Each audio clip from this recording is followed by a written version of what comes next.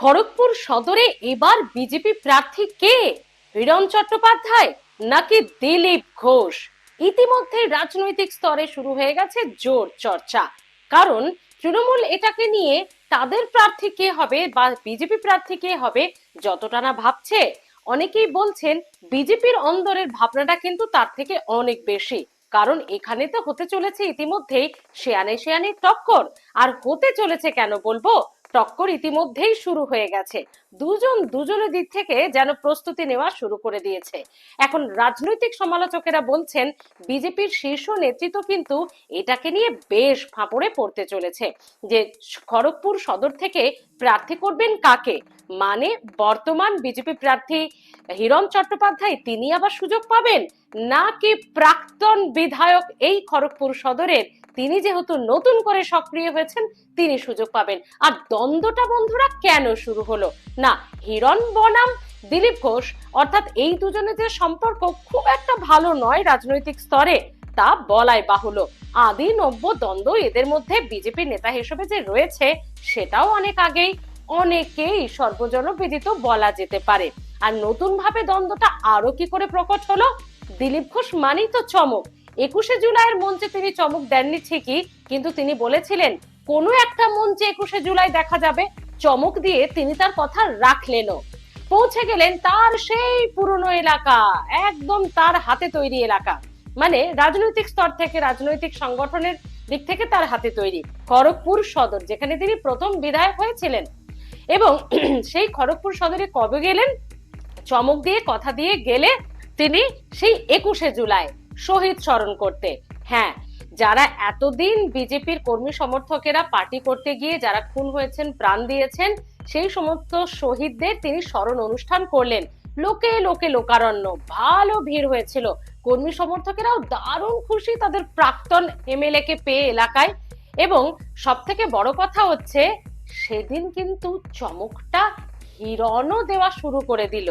কি মানে, যখন সেখানে একজন প্রাক্তন এমএলএ বিজেপির নেতা দিলীপ ঘোষ তিনি শহীদ স্মরণ করছেন, না হিরণ সেখানে একবারের জন্য আসেনি, ধারে পাশে হিরণকে দেখা যায়নি সে এলাকায়। অথচ তিনি তো ওই অ্যাসেম্বলিরই বিধায়ক, তিনি তো আসতেই পারতেন, তিনি এলেন না।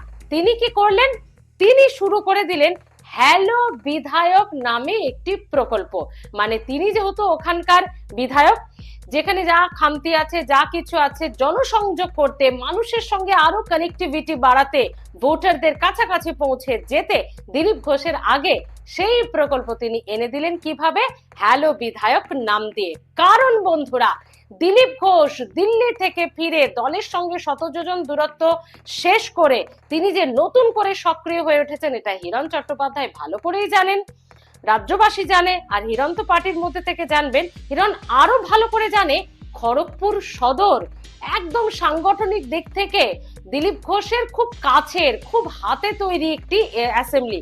আর সেজন্যই প্রচুর ভোটে কিন্তু জয়লাভ করেছিলেন দিলীপ ঘোষ এখান থেকে। তাই হিরণ মোটামুটি আগে থেকে একটু সেই ঝড়ের আঁচটা পেয়ে তিনি শুরু করে দিলেন হ্যালো বিধায়ক, একটি জনসংযোগকারী প্রকল্প, মানে বিধায়কের তরফ থেকে।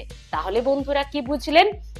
মানে যখন সিঁদুরে মেঘ দেখতে পাচ্ছেন হিরণ চট্টোপাধ্যায় যে এখানে দিলীপ ঘোষ বিধায়ক মানে প্রার্থী হলেও হতে পারে, তার ভাগ্যে হয়তো খড়গপুর সদর আর শিখে ছিড়বে না, বা দল হয়তো তাকে প্রার্থী করবে না, এটা হয়তো একটা চর্চা চলছে না, এই চর্চাটা হিরণের কানেও হয়তো গেছে, তাই তিনি শুরু করে দিলেন এই প্রকল্প।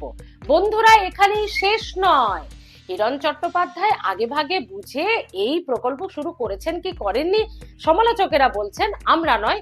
কিন্তু যেখানে দিলীপ ঘোষ সেখানে হিরণ নেই, যেখানে হিরণ সেখানে আবার দিলীপ ঘোষ নেই। এবং এরই পাশাপাশি আরো একটা গুরুত্বপূর্ণ তথ্য আপনাদেরকে দিয়ে দিই এই দ্বন্দ্বের একটা ইম্পর্টেন্ট পয়েন্ট হিসেবে, কি হিরণ নাকি শুভেন্দু ঘনিষ্ঠ। তাই কন্যা সুরক্ষা যাত্রা যখন খড়গপুর সদরে গিয়ে শুভেন্দু করছেন, তখন আয়োজক কে এত বড় অভিযানের? হিরণ চট্টোপাধ্যায়। তিনি তো বিধায়ক, তিনি তো তার আয়োজক হবেনি। কিন্তু যখন সেখানে শহীদ স্মরণে যাচ্ছেন দিলীপ ঘোষ, আয়োজক তো দূরের কথা হিরণের, হিরণ সেখানে আয়োজকের ভূমিকা নেওয়া তো দূরের কথা, একবার দেখা পর্যন্ত করতে আসেননি। তিনি আবার অন্য একটা দিকে প্রকল্প শুরু করে দিলেন। তো সব মিলিয়ে ইতিমধ্যেই এই খড়গপুর সদর নিয়ে জমে উঠেছে হিরণ বনাম দিলীপ ঘোষের ইতিমধ্যে লড়াই। আর এই লড়াই, এই সিঁদুরে মেঘটা হিরণ বোধহয় আরো অনেক আগেই দেখে ফেলেছে, বা ইতিমধ্যে সমালোচকেরা অনেক আগেই ধরে ফেলেছেন, কারণ কিছুদিন আগে একটি বাইট ভাইরাল হয়েছিল দিলীপ ঘোষের। তিনি নতুন করে সক্রিয় হওয়ার পর তাকে সাংবাদিকরা প্রশ্ন করেছিলেন, দাদা আপনি কি এবার নির্বাচনে তাহলে লড়ছেন? দিলীপ ঘোষের শটান উত্তর, হ্যাঁ, দল যদি মনে করে লড়তেই পারি। কোথা থেকে লড়বেন? আরে দল যেখান থেকে আমাকে দাঁড় করাবে সেখান থেকে আমি লড়বো। আর খড়গপুর সদর সেটা তো আমার পছন্দের এলাকা, দল যদি আমাকে ওখানে দাঁড় করায় আমি অবশ্যই দাঁড়াবো। এই খড়গপুর সদরের সঙ্গে দিলীপ ঘোষের যে একটা না এইরকম টান রয়েছে, একটা এরকম যুগলবন্দি রয়েছে, এরকম একটা হাতের তালুর মতো চেনা একটা অ্যাসেম্বলি এবং জয়ী করা একটা অ্যাসেম্বলি, সে আর বলার অপেক্ষা রাখে না। বহুবার দিলীপ ঘোষ যেমন বুঝিয়েছেন, খড়গপুর সদরের মানুষ বুঝিয়েছেন দিলীপ ঘোষকে জয়লাভ করিয়ে, আবার ঠিক তেমনি 2016-তে প্রথমবার খড়গপুর সদর জয়লাভ করার পরই 3 বছরের মধ্যে 2019-এ মেদিনীপুর লোকসভার লড়ার দায়িত্ব দল তাকে দিয়ে দিল। সেখানেও 100% মার্কস নিয়ে 2019-এ দিলীপ ঘোষ জয় পেয়ে বলে দিলেন, মেদিনীপুরের মানুষ আমাকে সব সময় ভালোবাসে, আমি তাদের ঘরের ছেলে, আমি চাষার বেটা, আমি এখানকার এলাকার ছেলে, তাই আমাকে তো ভালোবাসবেই, ভোট দেবেই এই মেদিনীপুর জেলার যেখানে আমাকে দাঁড় করানো হোক। তো এইগুলো সমালোচকেরা এবং হিরণ চট্টোপাধ্যায়, হিরণ ঘনিষ্ঠরা সকলেই জানেন।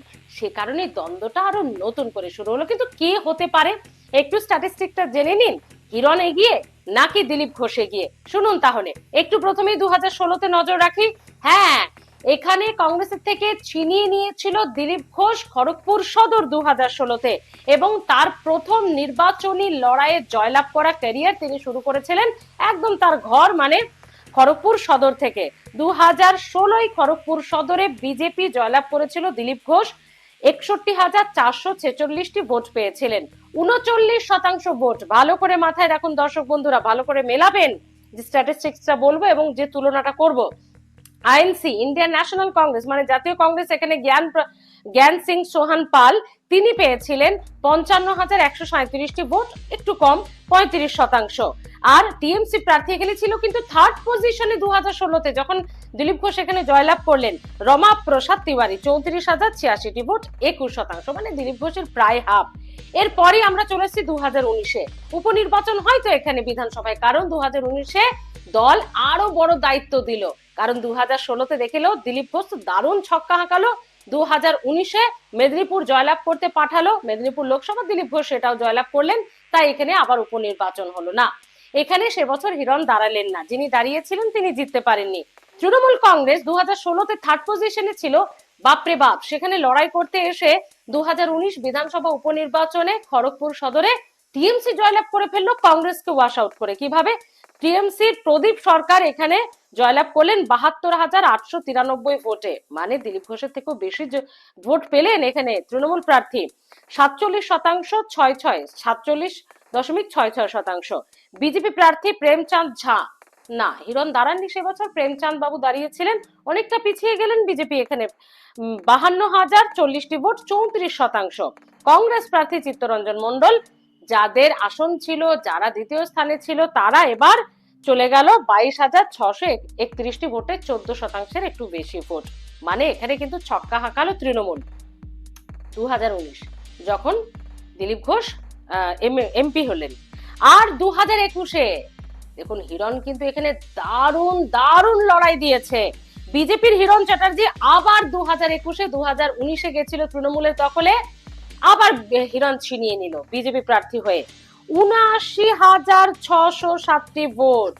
দিলীপ ঘোষ পেয়েছিলেন 2016-তে 61,000, হিরণ 2021-এ পেল 79,667টি ভোট, মানে 46.45%, মানে প্রায় 5-5.5% দিলীপ ঘোষের থেকে বেশি ভোট। এটা একটা সিগনিফিকেন্ট পয়েন্ট, মানে হিরণ কিন্তু বেশি ভোটে জয়লাভ করেছে দিলীপ ঘোষের থেকে।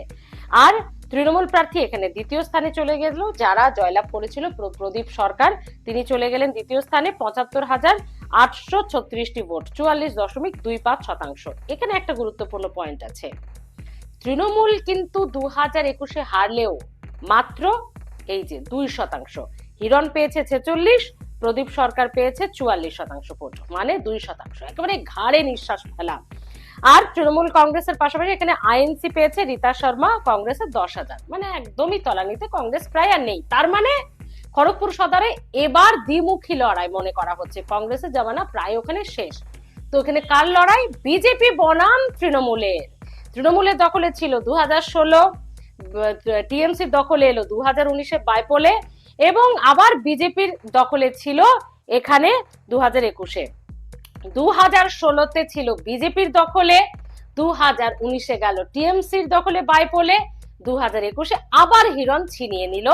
এটা 2021-এ তৃণমূল কংগ্রেসের কাছে এবং দিলীপ ঘোষের থেকে বেশি ভোট পেয়ে। তাহলে এখানে হাড্ডাহাড্ডি লড়াই, মাত্র 2% পিছিয়ে ছিল প্রদীপ সরকার মানে তৃণমূল প্রার্থী। তাহলে বন্ধুরা, এত যখন হাড্ডাহাড্ডি লড়াই, মানে একেবারে চুলচেরা এখানে বিশ্লেষণের সঙ্গে লড়াই হবে 2026-এ। এই হাড্ডাহাড্ডি লড়াইয়ে বিজেপি এখন দাঁড় করাবে কাকে? দিলীপ ঘোষ নাকি হিরণ চট্টোপাধ্যায়কে? কারণ তৃণমূল কিন্তু ঘাড়ে নিঃশ্বাস ফেলেছে 2021-এ, তাই সামান্যতম ভুল চুক, সামান্যতম ভুল ক্যালকুলেশনও কিন্তু বিজেপিকে এই রকম করে দিতে পারে। সে কারণে বিজেপি এখন কিন্তু ঘরে বাইরে চাপে। একদিকে তৃণমূলের বেগ, ঘাড়ে নিঃশ্বাস ফেলছে তৃণমূল 2021 থেকে, আর এদিকে আবার লেগে গেছে হিরণ এবং দিলীপ ঘোষ, মানে দুজনে জোর দৌড়চ্ছে। একবারে কে যে জিতবে বলা মানে বোঝাচ্ছে না এখানে, যে প্রার্থী হওয়ার দৌড়ে জিতবেটা কে, দিলীপ ঘোষ নাকি হিরণ চ্যাটার্জি? মানে তৃণমূলের কে হবে সে পরের কথা, এখন বিজেপির কে হবে সেটাই দেখুন। 100 যোজন দূরত্ব একদমই দিলীপ ঘোষ তিনি মিটিয়ে ফেলেছেন দলের সঙ্গে। প্রধানমন্ত্রী এলেন দুর্গাপুরে, কি হবে না হবে, তাকে মঞ্চে জায়গা দেবে, কোথায় কি করবে, জেপি নাড্ডা ডেকে পাঠালেন, তিনিও চলে গেলেন। আর তারপরেই কি দিল্লি থেকে ফিরে এসে মেদিনীপুরে অতি সক্রিয় দেখা যাচ্ছে দিলীপ ঘোষকে? তাহলে সব মিলে কি হচ্ছে বন্ধুরা? দিল্লি থেকে ফিরে এসে জোর নজর দিয়েছেন দিলীপ ঘোষ মেদিনীপুরে, বিশেষ করে একদম একদম এলাকা বলে, অ্যাসেম্বলি বলে যদি বলি, খড়গপুর সদরে চায়ের দোকানে বসে গল্প করছেন, জনসংযোগ করছেন, শহীদ যাত্রা, শহীদ স্মরণ করছেন। সেখানে শ্রমিক ভট্টাচার্য তার সভা থেকে জেলা সফর শুরু করছে। তার মানে কি হাইকমান্ড বলে দিল, দিলীপ তুমি এবার তোমার এলাকাটা বুঝে নাও, তোমার সেই পুরনো এলাকা খড়গপুর সদর, সেই মেদিনীপুর। তাহলে কি হিরণ চ্যাটার্জি এবার সিঁদুরে মেঘ দেখছেন? এখানেই প্রশ্ন বন্ধুরা। আপনারা যারা বিজেপি কর্মী সমর্থকেরা রয়েছেন, কি চাইছেন? দিলীপ ঘোষ প্রার্থী হন এবং হন খড়গপুর সদর থেকেই 2026-এ আবারও অতি সক্রিয় হয়ে যেভাবে নেমেছেন দিলীপ ঘোষ, পুরনো সব দ্বন্দ্ব ভুলে গিয়ে এবার খড়গপুর সদরে তিনি দাঁড়ান এবং জয়লাভ করুন?